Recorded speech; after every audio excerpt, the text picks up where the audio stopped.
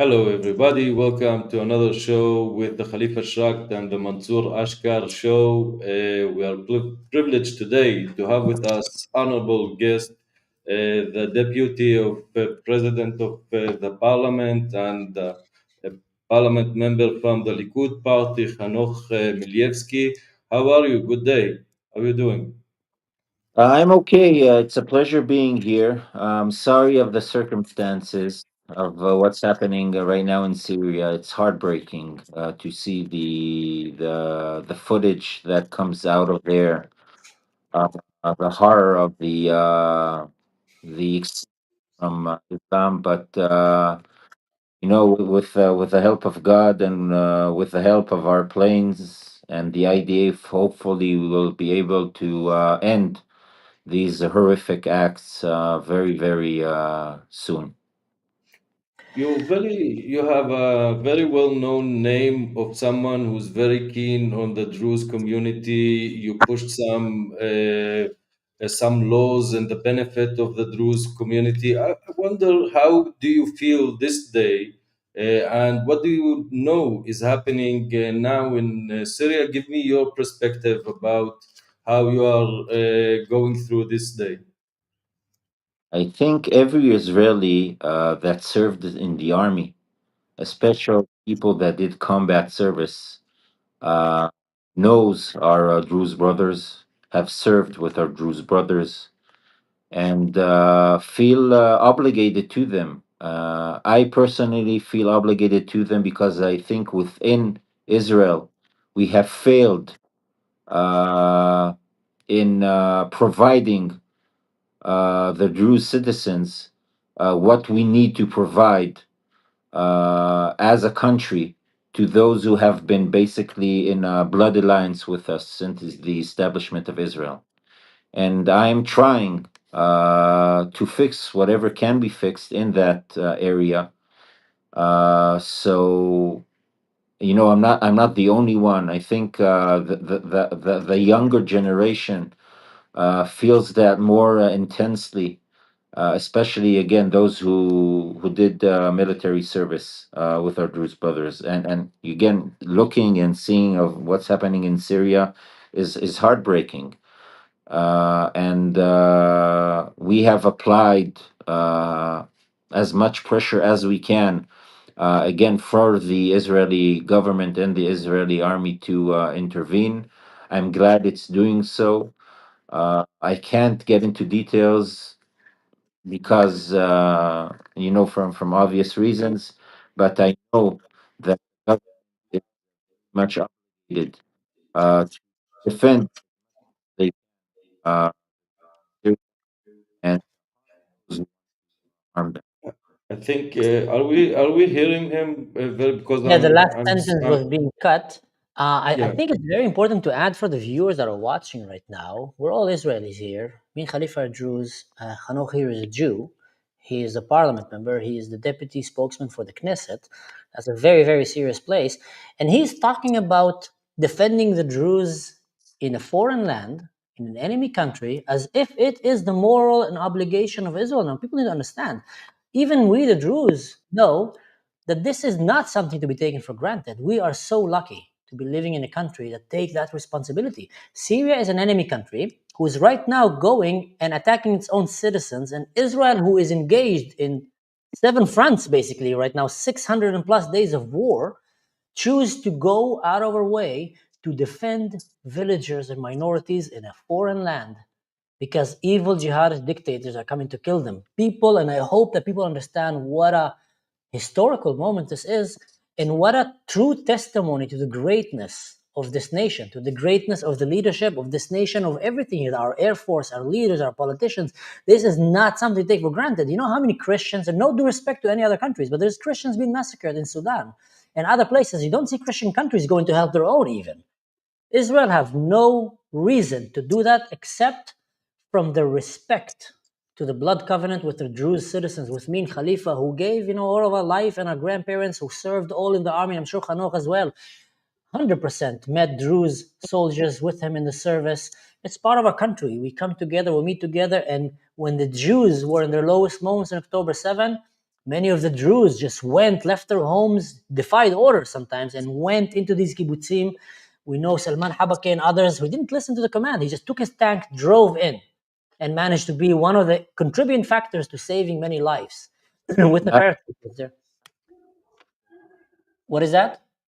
Even those who went to the army, there were a lot of soldiers. There were, Hanoch, I guess you need to flip your phone because the sound from the speaker, yeah, I think now this it's will be better. much better. Much better. Yeah. Okay, so I was saying about the Jewish population in their villages.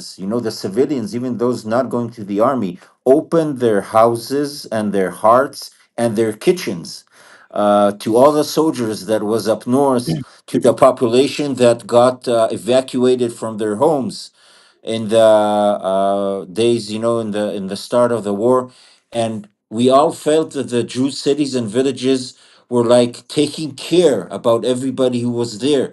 It didn't matter what time it was. If a regiment came in a Jews village, immediately people came out. Are you hungry? Do you need a place to sleep? And within minutes, everything was taken care of. So it's something that goes both ways. So we don't see our acting, for our brothers in the Golan Heights and in Syria as something, it's uncommon, but it's something very, very Israeli, I think, to do. Yeah, you know And what's my more, mom's favorite hobby, Sobi Khalifa? My mom's favorite hobby. I used to think for a long time, why does my mom not have hobbies? And I tried to convince her to have many hobbies, even silly ones. Let's play FIFA just so you can play with your son, with my brother Slim. Doesn't want. Her One of her only real hobbies is to feed Israeli soldiers. My mom will go out of her way. One time I had a serious fight with my mom in the last Lebanon war. My mom woke up in the morning, told me, Mansour, grab your bags, we're going to the border with Lebanon. I just finished my service. I just got out, we're ready to go to South America. I said, Mom, you can't, it's a war zone. She had a fight with me. She walked to the train station with a tabun. I'm going there to make food for these brave soldiers that are defending us. So I convinced her, and then listen, Mom, a lot of displaced families came to Eilat. Let's feed them instead. I had to negotiate with her not to go and cross the border so we can feed the Yes. soldiers. So what you said is true. We are in this together, and right now it's the best testimony of this blood covenant. And it's really makes me emotional and very proud of our country. Khalifa, you're Yes. muted. I love it when he moves his hands and yeah, so my family has a Druze kosher catering business, and once Really. October 7 happened, all the business got recruited and sending Druze pitas to the front, and it was our front, like the civilian front of backing up all the brave soldiers that did their deed. But I want to challenge this conversation a bit because some of the Israelis may be separatists and will say, well, Israel is going here to a deep mud that it's not, it doesn't know what it's doing and it's been dragged to some trap. How do you see it in your eyes to this argument? Well, I haven't heard such voices in Parliament at all. To be very frank and honest with you, I think that everybody understands that these jihadists, they're killing the Druses now because they're close to them, and when they finish, God forbid, if they finish killing them, they'll come here and kill us. That point of view, that state of mind, that extreme zealousness is not gonna stop. Therefore, it's a joint enemy. And again, we're not doing the Jews a favor here. We are fighting to protect the Jews because, first of all, they're our brothers, and second, the enemy is the same enemy. And we cannot have him come near our borders. We cannot have him make any achievements. And of course, we cannot allow him to act like he's acting now, regardless, of all these human rights stuff and everything. These are cruel and vicious murderers. And they're enemies of everybody who wants to, live in a free world. Therefore, there's no question, at least in my mind, about it. That's very interesting that the government sees that, because we're very happy to hear that, because I felt many times, just like you said, that these people now they're coming with tanks and grads and artillery. Today they're using against the Druze. Tomorrow they'll undoubtedly use them against the Jews. And if anyone had a doubt, Syria want to join the Abraham Accord, I wish they would. But you look at their soldiers. We're not talking right now, or their jihadists. Their soldiers are going around shaving beards of sheikhs. Images we saw in the Holocaust. Murdering people in their prayer house, kidnapping women and children. So if anyone think for a second that they only do that to the Druze and they won't do it to the Jews or the Christians or the Americans or the Israelis or the Europeans, you're living in La La Land, my friend. You're living in La La Land. This is the reality. You just got a glimpse of how the Middle East looks like outside of Israel. It's October 7th happening in a other geographical area. That's all it is.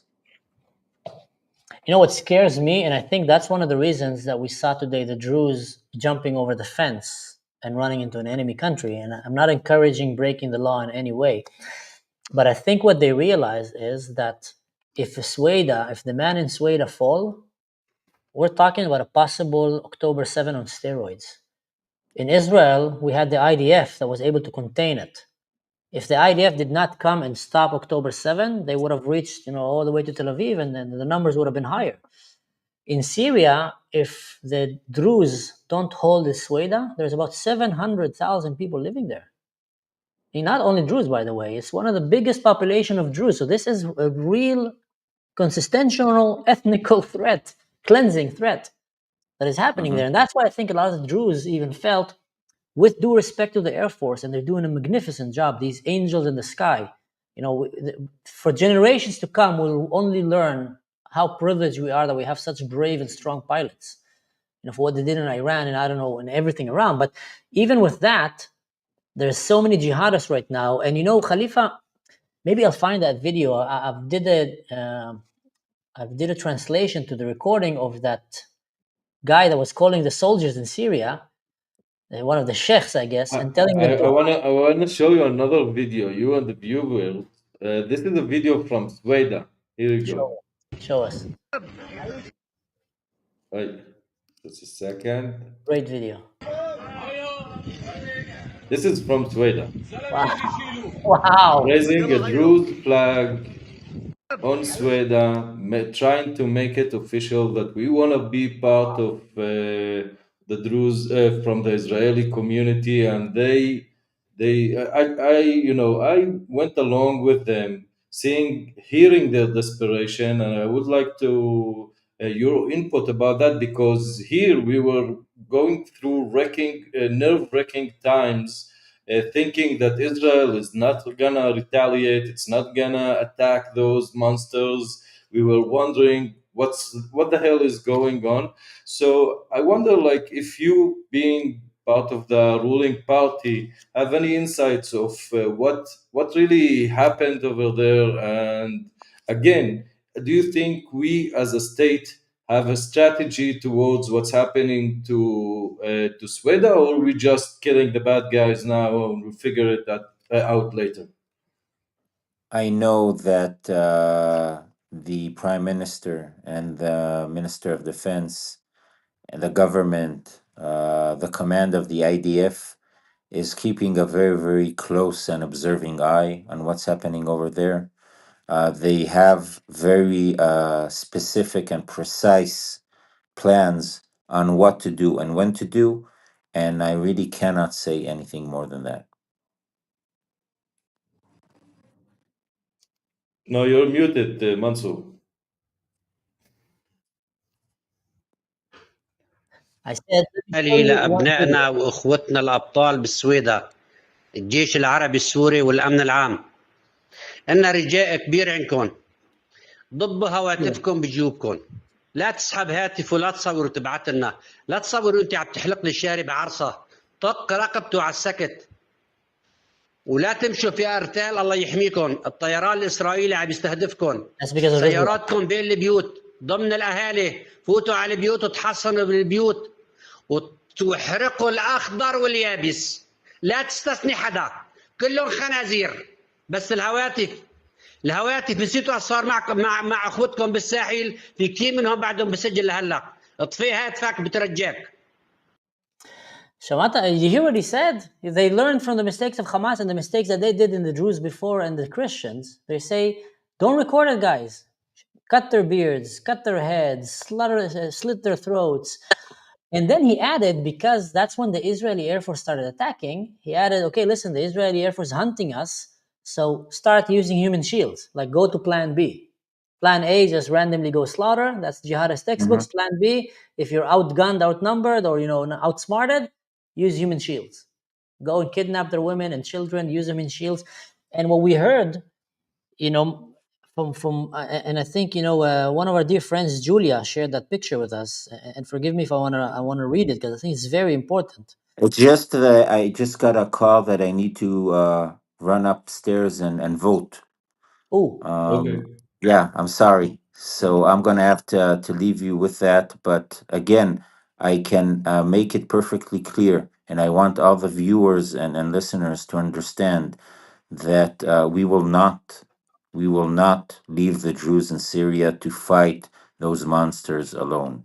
These are the same monsters that slaughtered us, and we will not let them do to you what they plan on doing. We are with you in that, and the IDF will not let anything, as much, of course, as we can. The IDF will impose all its power to prevent these acts of killing. But again, it's very, very much important not to break the law, not to run into Syria alone, because you're endangering yourselves. You're endangering the soldiers running after you and looking for you, and you're harming the IDF's ability to act freely. Because when you want to bomb something and when you want to fire, it's very clear that you understand where your enemy is and where the friendly forces are. And when you have these people running around with nobody knowing where exactly they are endangering themselves. So please don't.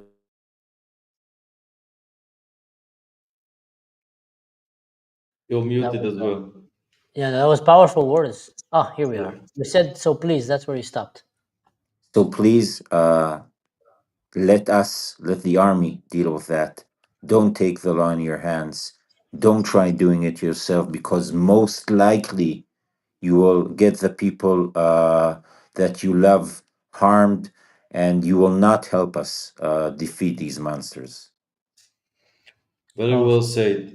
Well, I really appreciate your time. I want to thank you and invite other politicians or members of the parliament who also want to discuss and see together the bond between the Druze and the Jews, and how we can together make something that works so perfectly well and make it work even better, and then we can change the whole Middle East. That's my philosophy in Hopefully. any ways. Uh, so Anyway, I I have want to to thank run. you again. Okay, I have to run. I'm sorry. Thank you, Hanoch. Thank you, Bye God bye. Hanoch. bless. Have a good day. Thank you. Thanks a lot. Wow. We just had the deputy spokesman of the Israeli Knesset coming here with us live.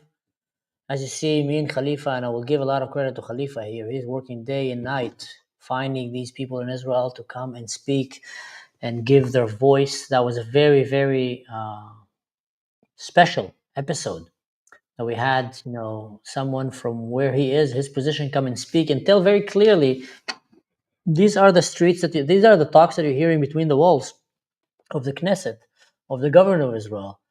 They're very much pro the minorities in the Middle East, protecting them, especially pro the Druze with their covenant that they had for them.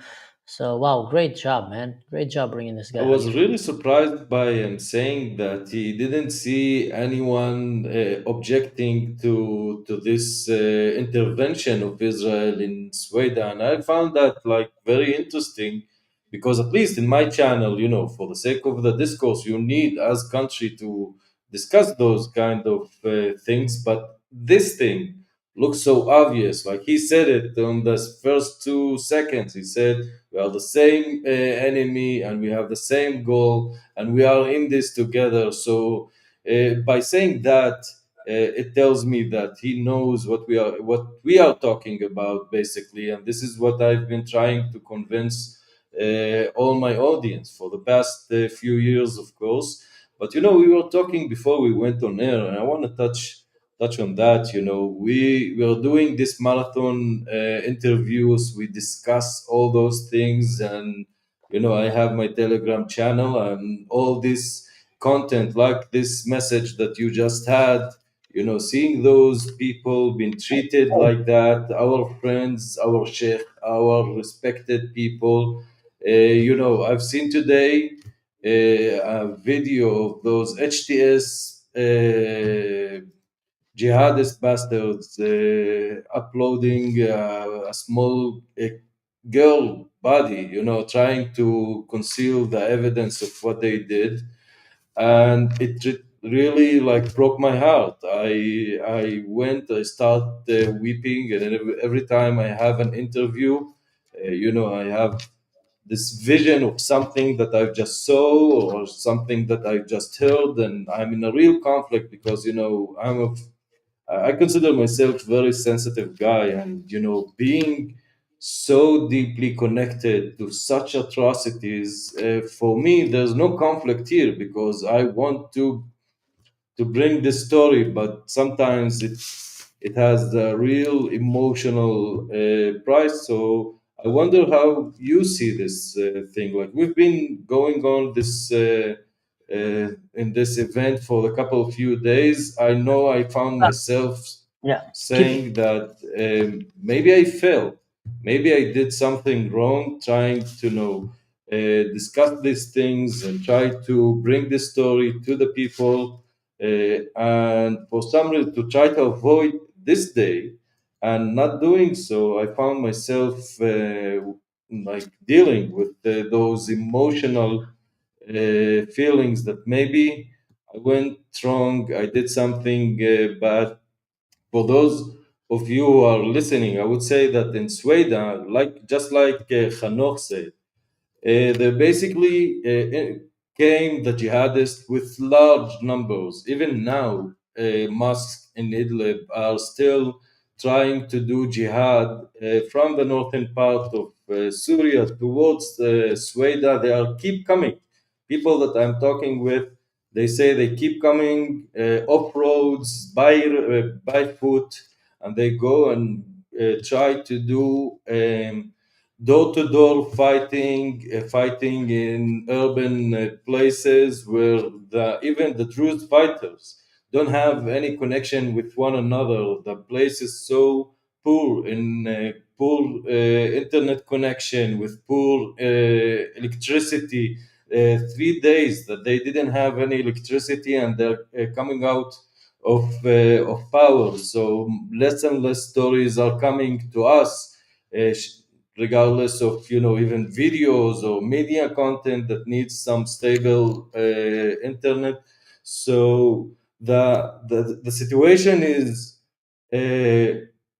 it's not under control. We can't say that, but we'll say that the Israeli strikes did do a huge effect on the moral side of things. On the Druze side, I played along with my friends, and I've seen how they waited and waited and waited for this attack, and they became desperate. They said, like, we've been trying to shout out that we want this connection with Israel, but nobody listens, and they started losing hope.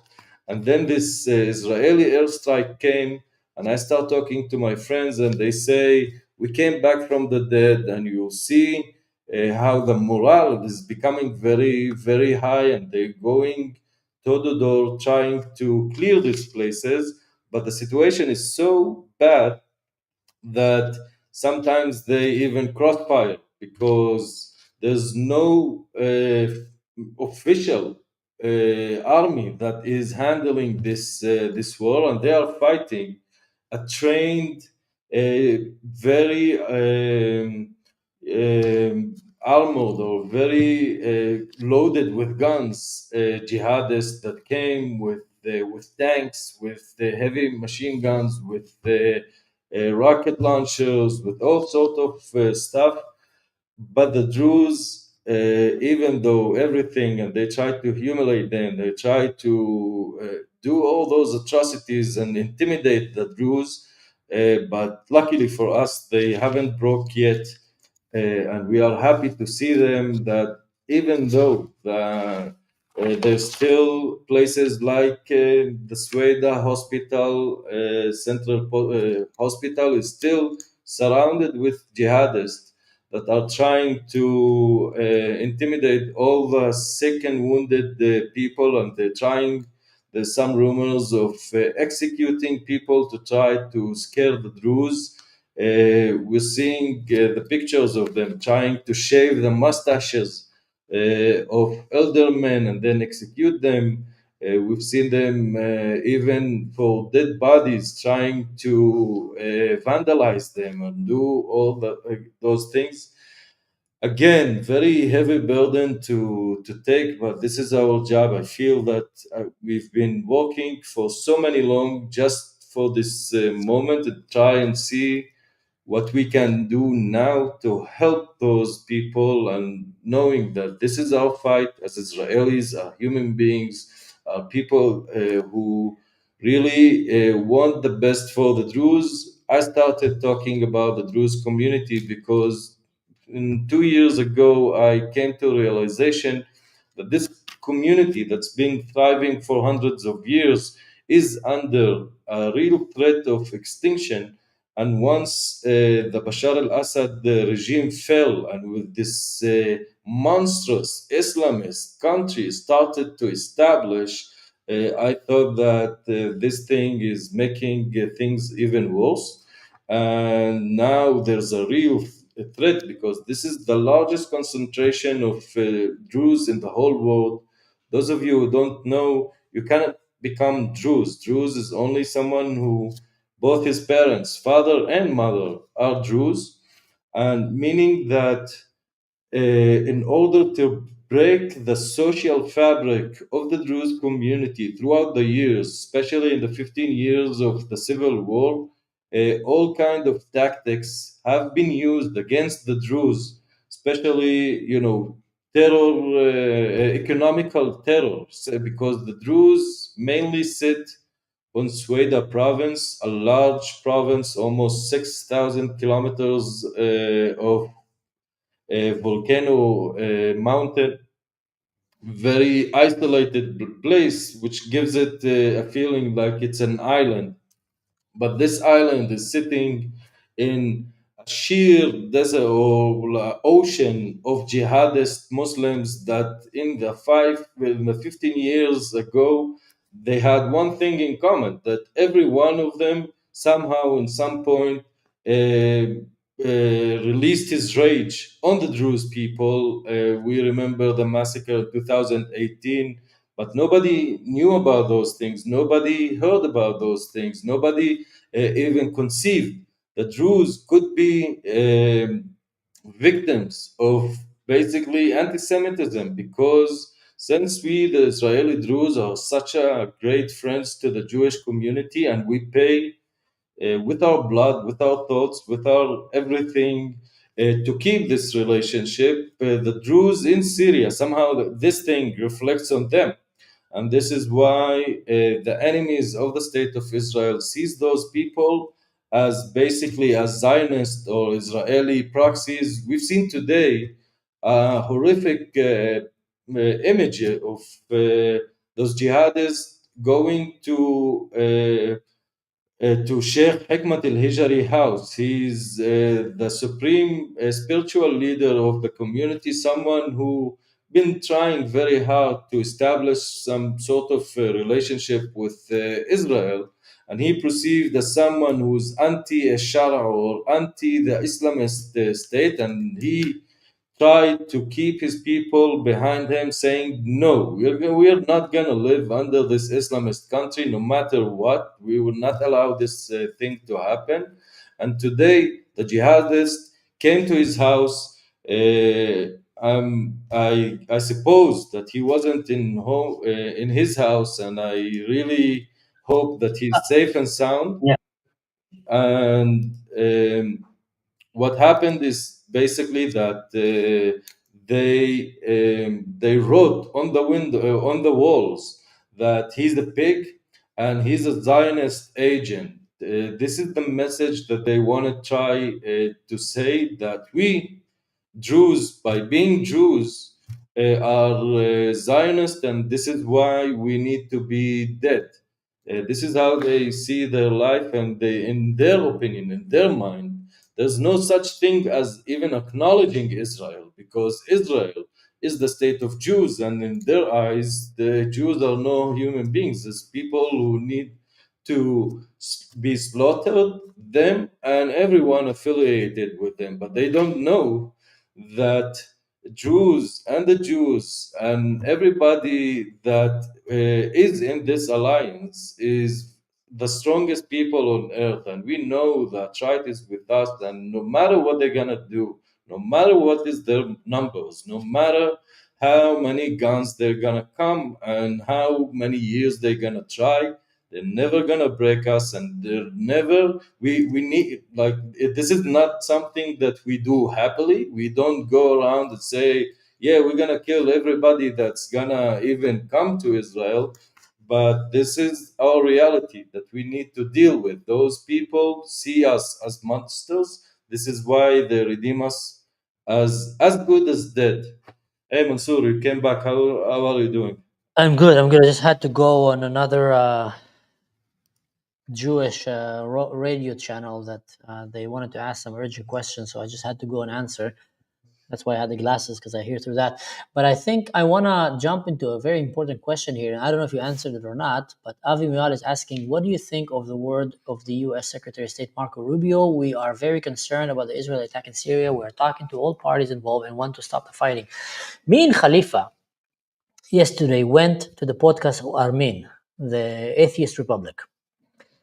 And when we asked him about what happened with Iran, he said something very interesting. He said that when all of the Iranian friends were asking him, is this regime going to be toppled finally? Now Israel is coming, America is coming.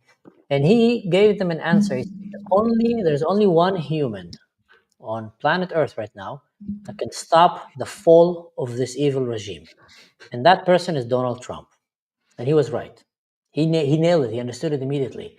The only one that can do that is Donald Trump, by actually calling for a ceasefire. And I think it's very important that the West start understanding ceasefire is not a goal in a war. It's not a goal in a war. Victory is a goal in a war. Eradicating evil is a goal in a war. And putting it under the carpet or putting a plaster on a cancer cell in your body is not going to solve it. Sometimes the operation needs to be painful. Sometimes the operation will take time. Sometimes the solution is war, unfortunately. It usually is war because we ignore, because we follow up weak leadership that calls for ceasefire when it's not called for. I'm not a warmonger, but I'm telling you, with Jolani and these jihadists, if that regime is not taken down and humbled, then it's just going to get worse, and one day we will have an October 7. Right now, if the Druze men fall on protecting the Sweda, that's why many Druze, by the way, jumped over the fence. If you don't get the idea, they jumped over the fence because they saw that there's about 700,000 Druze people there, men, women, and children. And the people who came to genocide them is the government, with tanks, artillery, dushkas, with Grad missiles, rockets. These are very serious, heavy stuff. And if the Druze will fall down defending themselves, whoever stopped October 7 was the IDF. So luckily for Israel, the IDF was managed to stop. So there was 1,200 civilian killed and not 20,000, 30,000. If we don't stop what's happening there, there will be about 100, 200, 300, 700. They will kill as many as they can. They literally got instructions for that. So ceasefire is not the solution here. And I feel like America's right now with this administration, they're stuck between the chairs of pleasing a lot of the conspiracy theorists, tinfoil head mega people, not all of them, but some of them, and pleasing some woke right weirdos that are all about, Israel is dragging us to war. Well, you know what, guys? Israel is not dragging into any war right now. Let Israel finish the job here. You don't need to do anything. Just like in Iran, by the way, you didn't need to do almost anything. All you had to do is drive an Uber with a few bunker busters and just, drop them. The pilots could literally play Tetris and fall asleep, and just autopilot reach. Oh, wake up. Oh, we're in Iran. Yeah, where should I drop it? Here. Ding, boom. Oh, nuclear facility is gone. Thank you, Israel. Go. So let Israel do what they do. Israel are okay handling these situations and taking down these bastards. Ceasefire is not the solution. And right now with Jolani, he just proved his cards. And I feel like there's so many people right now trying to collect all kind of Nobel Prize titles. Maybe. Correct me if I'm wrong, Khalifa. Maybe you see that as well. Well, that's the thing is that everybody knows that Trump is in a hurry. He has one term and his time is running out, and he wants deals and he wants them fast. So everybody knows he's fragile. So the main strategy of those people will be stalling. So, for example, Iran would say, "I will keep stalling," and then hopefully the regime is gonna change in the U.S. and you will have the Democratic Party and things will go back and everything will be okay. And then you will have Obama-like person that will come and hug Giuliani and say, "Hey, forget about that. Do whatever you want, but let's have very good pictures on a lawn, and we pretend that you are president." And you pretend that we don't know that you are a terrorist, and we have a deal. Everything is okay, and and once in a while, when you do a massacre, with the Alawites or Christians, we will write you a note or a tweet, and we'll say how naughty boy you are, and hopefully, in a generation or two, you will become civilized person. So, to those naive people, I would say we need to it's like Al Capone said, there's so much that you can get with nice words, but you can get much more with a nice words and a gun, and you need to know how to use the gun, because uh, those guys have been speaking violently, expressing themselves in a violent way. Those people, some of them wear vests and went and exploded themselves, or they know persons that did that for them to occupy Idlib and then reach out for all those places. And they did bonds with Turkmen or Azeris or I don't know what, all those foreigners that came for the sole purpose of doing jihad. And I think in the post October 7 world, the world need to say enough. I don't care what you believe in. You don't care about what I believe in. Nobody is trying to do all this bullshit ever again, because that's it. Those ages are done. We need to discuss AI. We need to discuss space and science. There's so much to discover in this world, and we all letting those Islamist assholes, sorry for my French, drag us for like 200 or 300 years ago with a set of moral values that maybe used to be valid in I don't know 1,000 years ago. Today, no reasonable person would ever try to live according to those codes, and the world need to say it safe. Believe in whatever you want. Keep the public sphere for everybody. Your religion to yourself. Practice it in your own house, and this small thing could change the world. And even the Syrians need the help to save them from themselves, because if Syria is going this path, we've seen it happening in Iran, we've seen it happening in Gaza, in every place that this kind of ideology came, it just broke the fabric of society and went with the country down the drains. And once we eliminated Bashar al-Assad and his evil regime, now is the time to demand a correction to all this course. Mm-hmm. You know what? It's very. I want to bring up something crazy that happened. I don't know if we talked about it before the podcast or after. That image of the IDF airstrike of the General Secretary of Defense in Syria, that building. that attack happened exactly as the reporter was saying the words Israel Katz, kaboom! The whole thing is on the Syrian flag flying in the air, the building, a pa pa. Israel really stepped up the game, and they're talking right now also of sending special forces inside. We talked about that. So it looks like Israel is taking this very, very seriously. What's happening there? I wanted to take time to answer some questions. Someone asked, should Israel establish independent Druze state in South Syria? I don't know what your thought about this, Khalifa, but I see no other way. Any Well, my thought. minority, unless Syria stop becoming Muslim, I see no other way for people to be safe there unless they have their independence from the Muslims.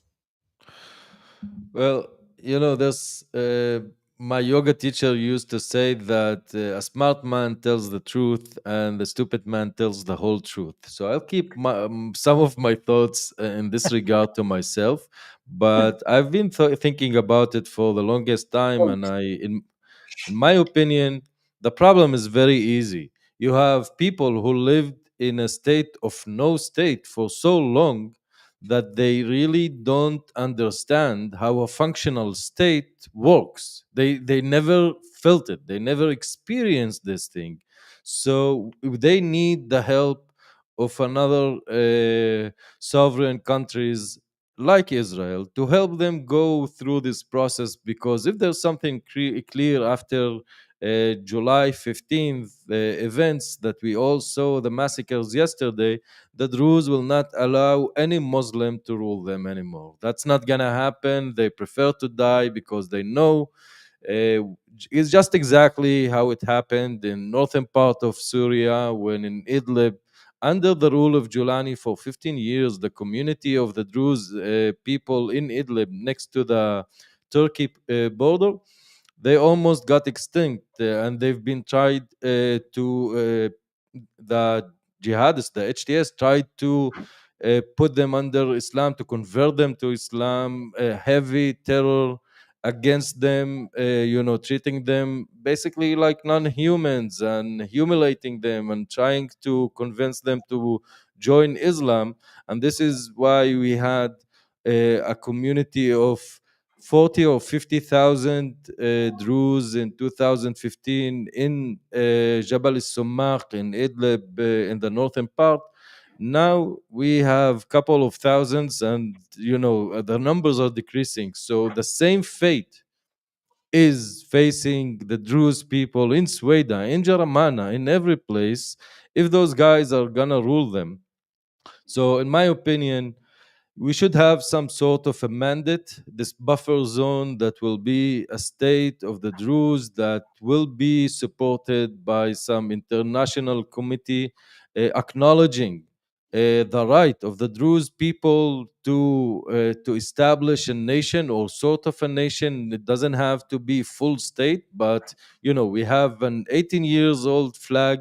We have a legacy of our people. We are deeply rooted to this place. We're indigenous to this place. We have deep connection. Like even me, that I never been to Sweden. I never saw it. I never seen how it looks. I I spent endless nights waking up and saying, "Oh, I dreamt that I'm walking in Sweden. I dream about this place. One day, I brother. yawn for the day that I will come and kiss the ground of this place. Something in my spirit is deeply connected to this place, like a spirit. For me, it's like the spiritual main mass of all my heritage. In a way, we Israelis, the Druze Israelis, face some identity crisis, because we, like, our head is in the west, but our legs is on the east, and we get divided between those two.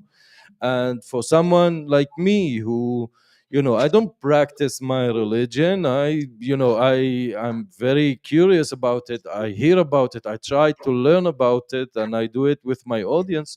But for me, I don't feel like I'm holding this thing, and I don't know, to be honest, it meets me with my daughter, because I don't know how to pass my heritage to my daughter and try, this is one part of having a religion, that you don't have daily practices, or you don't have, those special ceremonies to hold your legacy. So for me, all what I'm doing is, saying, okay, we Druze in Israel are too modernized, too, and just a second, someone just coming in. Just Something very interesting to add to what Khalifa was talking, maybe in a bit different direction, is there was a call, an interview with an Israeli Druze member of the Knesset, of the government. And he said that just 10 minutes before he went live on that air, that just happened recently, he said that he had a call with one of the sheikhs in Sweden, one of the Druze sheikhs. And that Druze sheikh was telling him, under the bomb, he was hearing the bombing and the shooting behind. He was telling him, tell your IDF to bomb in Sweden. Bomb it on us. And he told him, what do you mean? He said, no, it doesn't matter if you kill the Druze with them. We can't let our women and children fall into the hand of these monsters. So that's how dire the situation was. They were fighting in the streets, jihadists outside their houses, and they said, tell the IDF to come and bomb the whole place. They were literally calling airstrike on themselves at that point, just to save their women and children from falling to the hands of these monsters. So that just tells you how dire the situation is, and it's nothing to take for granted that they're going to prevail this one. Yes, I really hope they do, and they're brave and they're strong and they're courageous, but they have AK-47 and sniper rifles. They're fighting against tanks. Qatar has been sponsoring drones. They don't have drones, so they don't have ammunition. They're completely cut off. So all these things, it's very, very important. People were asking, how can we help in Europe, in America? One way that you can help if you're sitting in front of your screen is by sharing this kind of content. Let it up go. So do all kind of tweets and hashtags about All Eyes in Syria, what is happening. Share the videos that we're doing, the interviews that we go into. Help go out there so the voice is not forgotten, because mainstream media, again and again and again, is just ignoring it. They're calling it different names and they keep getting it wrong, probably on purpose. I'm pretty sure it's on purpose by this time. can you give us like a short update of how things look like, or or a summary of how do you think, what did you hear, like how things went, and how is the front looks like now? So the latest update that we can get is not to start from the beginning, but basically from last night, is after the Bedouins and the forces says that's it, they're done. They were kind of staying outside the city, and then in the dawn of morning, they cheated everyone. It was a hudna, and they broke in with tanks, started driving in the cities inside of Sweden, and the city seems like it was going to get controlled. They came just charging on them. The Druze started fighting back, but they were, pushed back and back and back, and they were slaughtering and killing civilians.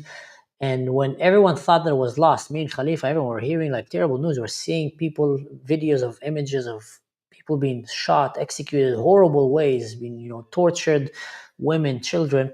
And we thought, that's it. October 7th of the Druze, they're going to kill them all. But then the brave men of Sweden, this is their home, their mountain. They went in guerrilla warfare. They just came and ambushed them and took them down and started killing them. And they went basically on a final charge, thinking that this is going to be the end. Imagine a Druze father is probably sitting there giving a shotgun to his, 12 years old kid and telling him, son, you're going to become a man right now. You need to defend this family. I'm going to try to come home, but maybe he won't. Which to me as a father, that's the hardest thing, to lie to your kid. But what are you going to do? You're going to give him hope.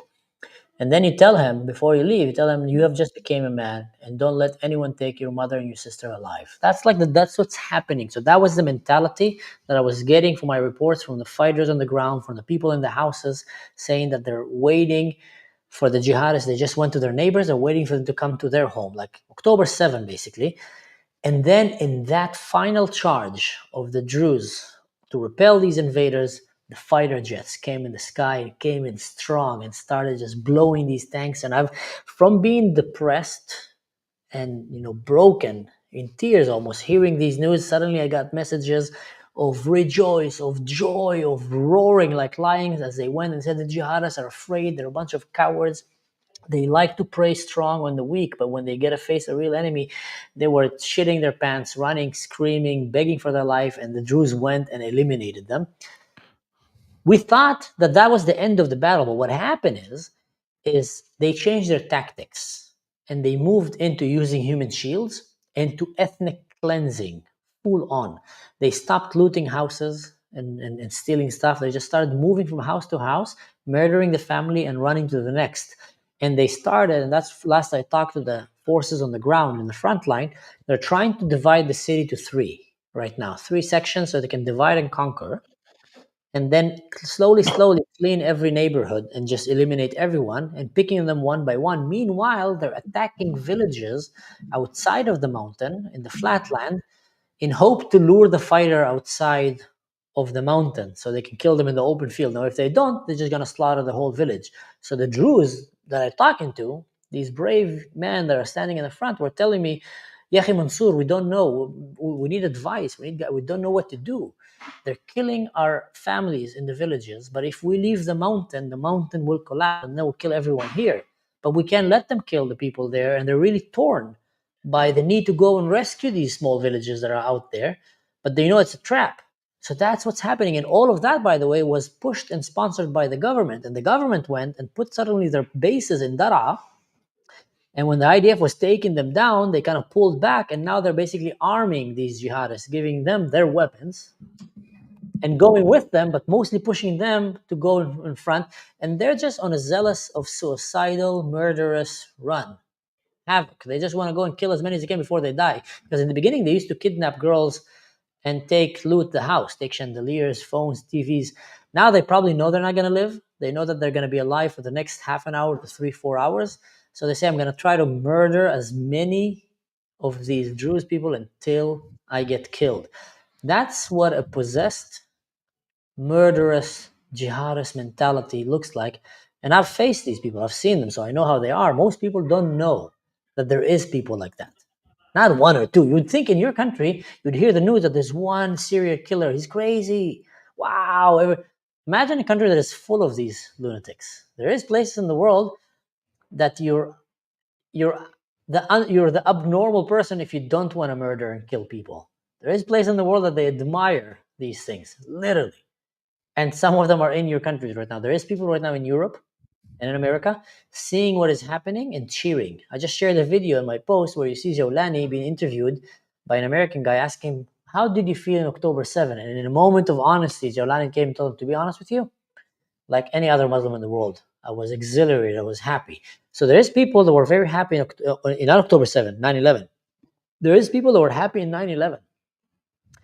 And they were happy in October 7, and they're happy seeing right now. But back then, they were all contained in their very vile, evil countries. But now they managed to go into your countries, and they're in Norway, in Switzerland, in maybe not so much in Switzerland, but in Germany, in France, on steroids, in the UK, in New York, in America, in South America. There are many places, and they're watching this right now as a football match, and they're cheering whenever they see people tortured and killed. And that might be your neighbors, by the way. Just to wake up, guys. That's how crazy that became. Did you notice anything like for me that really struck my eye?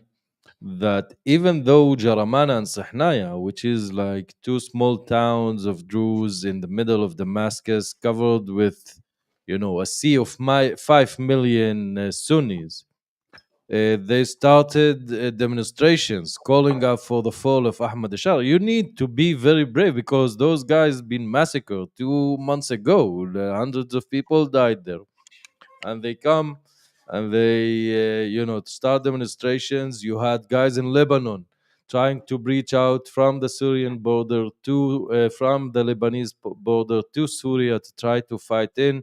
We had our friends here in Israel, the Druze community, that went in a strikes and opened the borders and ran in, trying to support their friends.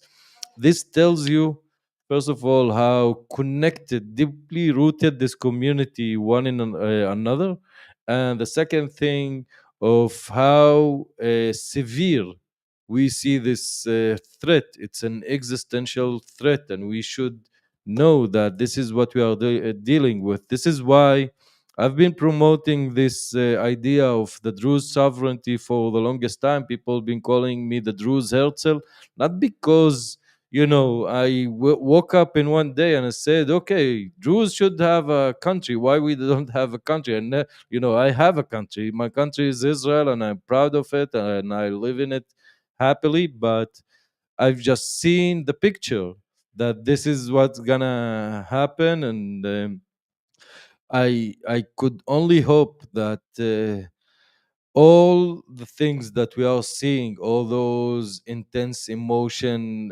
rodeo that we are going through now, is gonna end up with the independent sovereignty of the Druze people in south of Syria. That will work best, and this is a right that we all are fighting for.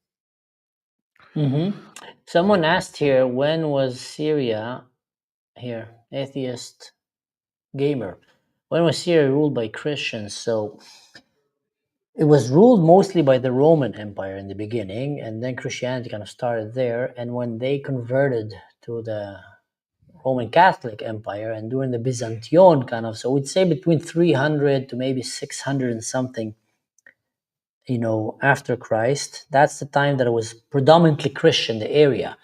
And then Islam came, and basically about 650 or a little bit later, they conquered that area, part of the Islam colonization conquering. And that's when that area.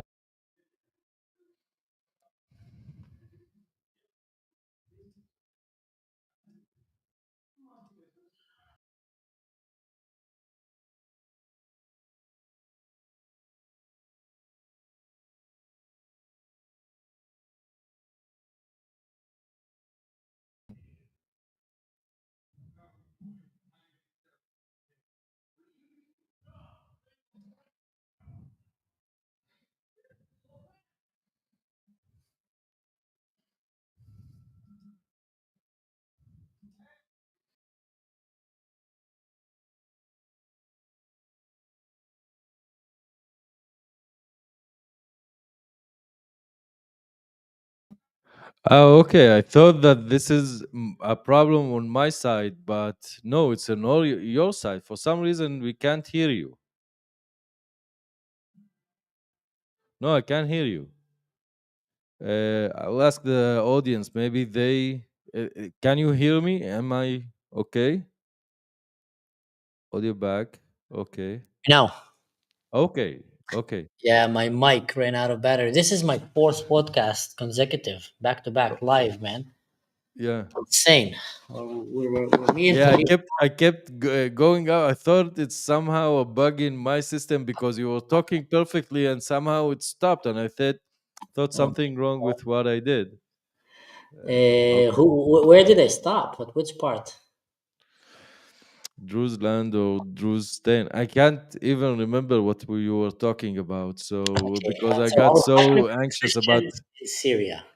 I was talking that Syria was predominantly Christian before the Muslims came. And when the Muslim came around 650, 70, something later in the conquest of the Islam, they managed to conquer Syria. And then they were fighting back and forth between Christians and Muslims over the land, and part of it was Syria. So the Christians were way, way before Islam in Syria. And the only problem is that Islam slowly started killing them and, expelling them and destroying their holy sites. We've seen that with ISIS as well. They tend to go and destroy other religions' holy sites. Syria is known to be rich in Jewish and Christian history. Some of the, very, very precious geographical and archaeological holy sites, religious sites that are mentioned in the Bible, in the New Testament, are in Syria. So it's a very important place for Christianity. But what happened is that the more that place became Muslim, and later on, the state of Syria was established as a Muslim country as well, and some, basically drug lord stole that country, Bashar al-Assad, and made it, his playground for drugs and terrorism. And that's when the situation got almost the worst. There were other periods of time, but when really Jews couldn't live there anymore, Christians became very heavily persecuted, Druze, and etc. So that is the situation that we have kind of in this area of Syria. If you look at the history of things that are happening, it is not a Muslim place. Syria doesn't belong to Muslims. They stole it from the Christians, and they basically killed everyone there and colonized it. Now, many other religions back in history stole lands from one another. That's part of history. You know, they steal, they take, they kill. History is written by the victors. The only question is, what are they doing with it? Are they moving forward to a better place, or are they, still destroying it? And undoubtedly, you just look at Syria and you would see very clearly what are they doing with it. They're not doing anything good with it. They're just killing more. Yeah, well, there are some forces, trying to put some reason to the whole discourse, but really, there's a little bit of sanity in among all of these things happening here. As you said, it's jihadist mentality that it has only one way is, and it's to disappear from this earth. It's rather them committing suicide bombing or killing themselves, but those people is a death cult and their wish is to die, and this is what they are doing, and this is really frustrating that this is what we need to deal with for the longest time.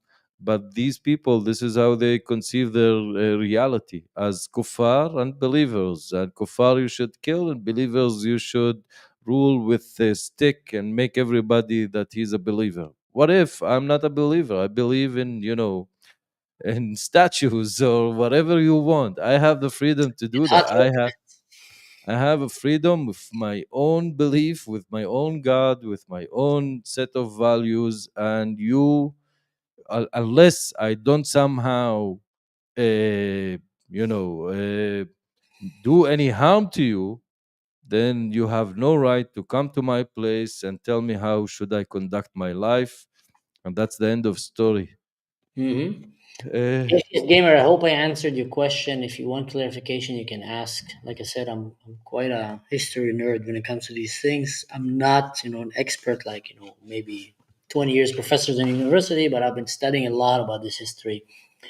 Me and Khalifa, we really like it. When I visited Khalifa, one of the first places he took me was to see some ancient um, Jewish town that existed in the Carmel where the time of Elijah, the prophet, and he was taking me to see some of the ruins there. And it was a big, big town. It's crazy. Next to Mahraqa. That's where, by the way, he runs every day. That savage beast that you see here, guys, he runs every day in the heat of the summer. Doesn't matter when. It's his way, I think, to meditate. So Yeah, I need to suffer in order to, relax the rest of my day. I would say this is the chance to feel the lousiest in this time in me running, because, being connected to so many stories and hearing, the begging of people that see those night walkers, this death cult fighters coming, and even imagining what's gonna be the faith of the small children for the girls. And we know all those people are, sick bastards, and we've seen what they are doing, and just the thought of that, the terror of, being invaded by those bloodthirsty cult people, it terrifies me. And being connected to all those people trying to reach out and tell me, please save us, where is your country, can you please do anything? And I say, I'm trying to do the best I can, and I only have this platform to talk about it, to speak out and try to convince as much people to put their time into it and try to understand what's going on, because it's gonna meet us in one way or another. yeah, yeah. Someone is asking here. I haven't heard any report about that, Iris, that the Druze have reached an agreement for a ceasefire and becoming part of this government. I'll be very surprised if that's the case. What I'm actually seeing is that maybe we're witnessing live right now the toppling of that government, because Israel is really bombing deep inside of Damascus, and they're sending a very clear message, guys. Don't get confused. Don't get confused. The Syrian regime is pretty much on the bottom of the food chain when it comes to military capabilities in the Middle East. And it's very funny when you see these jihadists walking like they're brave warriors in the street just because they shot a little girl. and then they feel like they're so powerful. I think Israel is reminding them, guys, you are literally on the bottom of the food chain. We just toppled almost Iranian regime without even sweating. We took down Hezbollah, which is like a million times stronger than you guys, without just with a bunch of nerds pressing a button.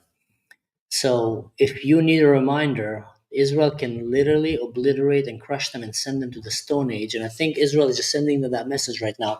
So it depends on how smart or stupid the Arabs in Syria are. That's going to be the outcome. My guess is mostly going to be they're going to be stupid, then victim, and then maybe smart once their whole country is in ashes, like Gaza, basically.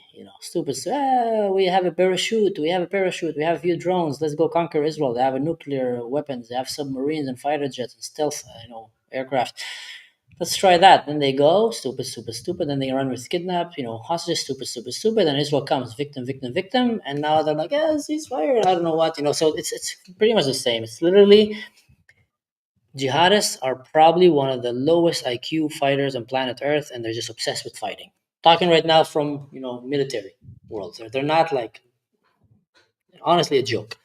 So Syria is gonna F around and find out, and I think they are. Now, something interesting someone said here, Egypt was Christian, Islam stole from, the Middle East was all Christian, an area, and stolen by Islam. I will just say this. If we look today, any place that was Christian is doing very well today. Europe, America, Australia, a lot of Christian countries. That's like the leading countries on planet Earth. So they don't identify anymore as like predominantly Christians, but the result of that civilization have brought progress in science. Anyway, that was Muslim is heavily failing. And the only places that they're not failing is just because a bunch of guys came with a camel and rested next to a place that had oil in the ground. It's like, whoa! And then they became very, very rich. But in terms of human rights and all kind of stuff, science and innovation, they were not, up until recently, they were never like doing anything. They just got luckily rich and started creating more problems around the world. So if you look at it that way, from a simplistic way, then you ask yourself, okay, so what is the problem in the Middle East? Someone can come and say, sounds like the problem is Islam. I don't know. Try to convince me otherwise. I'm just looking dry on the paper. Anywhere that is not Muslim, great life. People have human rights. Minorities can freely practice their religion. Islam, terrible life. Economy collapse. Terrorism, persecuting minorities, killing the people. No science, no advancements, going back. So you tell me, what is the problem in the Middle East? I mean, just looking at dry, someone can try to convince me otherwise, please. I think we are witnessing a paradigm shift. Like for the past 100 years, the Muslim world, the Arab world, has been trying to figure out the way of of being under a sovereign country. You could see some patterns. You could see that flourishing countries are the ones who like have king or a monarch in top of them. Something in this tribal community needs this kind of uh, enlightened monarchy or dictatorship, because it works. It's work in UAE, it works in Saudi Arabia, it works in all those kinds of places. People think that UAE is rich because they have gold, they have gas and oil, but that's not the case. Libya is full of gas and oil. um, you have Iraq, which is a failing country. You have Syria that also have rich minerals, but all those places failed simply because they use most of their energy to try to control their citizens, basically, and not give them the basic freedoms. And by this way, you grow up sheep. You don't grow up sovereign human beings that actually could compete with the Western world. So now we see that with the help of the Abrahamic Accords, with UAE, with Bahrain, with Sudan, with all those countries that started normalizing the relationship between Israel and the neighboring country, to have big chunk of Muslim Brotherhood in their community. They used to be in their parliament. They even, they worked along with Hezbollah and Hamas and tried to do all this fuss.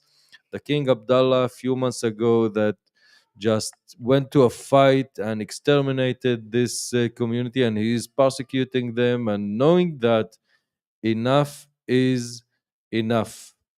So yes, Morocco, for example, it's not rich with oil, but still, being a monarchy that has a king on top, he has legitimacy, because all those people, all those systems are fighting for legitimacy. Iranian are fighting for the legitimacy for ruling the Islamic world. They are competing with Turkey and Egypt and the KSA with Saudi Arabia. And each and every one has his own model, and they are trying to convince the others that this is the way that we should build a strong country. My concern is, once the Syrian get some sense to their minds and say, okay, we first want to establish like a decent country, and then we're gonna come and fight Israel. Like our bet is that all those countries, Lebanon and Syria, once they taste a real life of luxury, having a decent work and profiting money and living luxurious life, they will abandon all this nonsense of getting virgins on the Eden, the Garden of Eden, and get to some sense. But it has still a risk in it that we will meet them in the next round, but this time they will be more powerful and more enlightened. But that's a fight for another day. Today we need to make sure that the Druze won't get extinct, and maybe to establish a buffer country between us and Syria that somehow will take out the sting from all these aspirations to come and conquer Israel or the Galil or the Golan Heights or all those things, and say, okay, well, you gain some, you lose some. We got our sovereignty, but we couldn't keep all our country to ourselves. I'm talking about, of course, the Sunnis, and that's a decent thing to know. You could do some population exchange, put some minorities in a safer areas, and give the Sunnis the opportunity to set their own country in the way they like. Like, we don't mind them living in Sharia law country if that's what they want, so have it, but not to try to force that on all the minorities, which is a bad thing to begin with. All right, guys, we've been talking for quite some time. I just wanted to finish maybe with answering one, unless Khalifa has something to add to it. Someone said, it seems like most of the countries created by British and French have failed.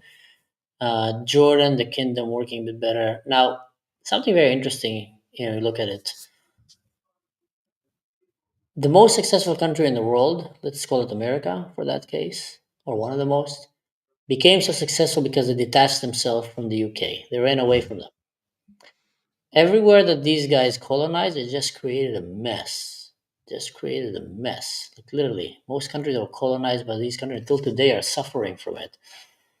And I think they came with a very cocky and condescending kind of behavior without understanding what is happening, just made a mess and left. The only country that actually did very good is Israel. One of the countries that they left. They did very, very good in the Middle East.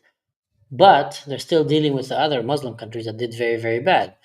So that makes you think that maybe the problem was not necessarily what they created, is that what they ignored when they created it.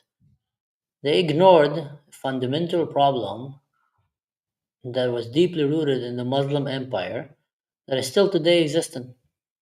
They want to conquer the world, they want to conquer planet Earth, and they want to convert everyone. And the only time they won't do it is when they can't, not because they don't want. And the Druze in Syria are feeling it right now. They want to kill them, they want to convert them, they want to take their women. And they're trying to do it. And the only way to stop them from doing it is by defeating them. They're not leaving any other option. They're not saying, let's negotiate on the table. How can we live and coexist? There's not a single word like that. Even Palestine with Israel, they never really said, let's see how can we coexist. All the two-state solution, by the way, the main one that keep denying that is Palestine. They reject that every time. They said, no, we want one-state solution from the river to the sea. We want to kill them all. Why don't you get that to your head? So when you understand that, you understand that the problem here is literally that one side just doesn't want to live along with others. And the only time they do live along with others is if the other is stronger. And then they usually undermine and try to destroy this other. Now I'm generalizing it very big right now. Yes, there is pockets of, peaceful people here and there, quite a lot sometimes even. But they're not representing the big picture of what we're seeing today. And Syria is representing that big picture. Iran is representing that big picture. You know Lebanon. what? I wanna to challenge that for a bit and say, the way I see it is, first of all, what's happening in Europe is that Islam is putting a mirror in front of the Christian countries and trying to ask them, what do you mean? Like, if you look today, Europe in some way in this strange, let's call it quote unquote, like dark age, like you see the glamour of Europe is decaying and something bad is happening to it. And in my opinion, that's the direct result of the UAE idea. Let's give our borders away and we will all be European, and then you will get this mishmash that it's not really understandable. Like, if you have a lot of nations and trying to put them under this mega continental state doesn't make any sense in my opinion. The British, the UK recognized that. This is why they did the Brexit. And you have, on the other hand, massive immigration of Muslims, and Muslims, they know what they know. Like, once you are a hammer, you see the whole world as nails. So once they come from their states, they try to copy paste what they know, and they ask the country, is it okay for me to do this? Is it okay for me to do that? And bit by bit, knowing that every time the Christian countries, in order to look liberal and live and let live, they played along with the Muslims, and at some point they lost their own identity. And this is what we are looking now, that Hungary is stepping up and say, okay, no free immigration. Germany could do that. We will not tolerate that. Also Poland, all those countries. And in my opinion, Islamic world as a heritage has this fuse that they all look towards the Prophet Muhammad as their ideal. But Prophet Muhammad said, no other prophet will come after me. And since he didn't put an heir to his kingdom, to his nation, he created a situation where all this transfer of power somehow went to different ages. And then you had this empire, Ottoman Empire, that they kept it alive. Britain kept it alive for 100 years, calling it the sick man. And once they took the wrong side of history in World War I, I think they somehow deemed all the Muslims or the Arabs to keep going on this side, that they never lost the war. In a way, they keep everybody, what's all have in connection. You have the Egyptian, you have the Iranian, you have the Turks, you have all those countries. Somehow they have the state of mind of a great empire. And once you say occupation, they talk about Israel, but they really occupied massive amounts of country, and they still have this this set of mind that we are a nation of 1 billion people, but they have nothing in common. And I think they are fighting now for their way of modernizing Islam, because whatever they used to work for the past 100 years, it didn't work. Some of them did better, some of them did worse, but in general speaking, if you are an Arab speaking person and you hear us speak in Arabic, then you probably are poor, you don't enjoy basic freedoms, and you are living in a failing country, generally speaking, except the exceptions that now are leading a model of something more modern, in my opinion. Okay, we talked too much, I guess. Yeah. I'm gonna try to see if I can jump on Tusi. They're saying that he's interested to talk. If that's the case, I'll go there and try to reach him. By the way, if anyone can say, he can reach me out on Discord, I guess, or on Instagram. I'll wait and see, and I'll jump in. I'll see if he's using YouTube captions or Google Translate. Huh? Okay, I despise Discord. Okay, good. Well, anyway, Khalifa, let's keep Been a everyone pleasure, my updated. friend. Stay safe, brother. Haburai. Thanks, brother. See you later.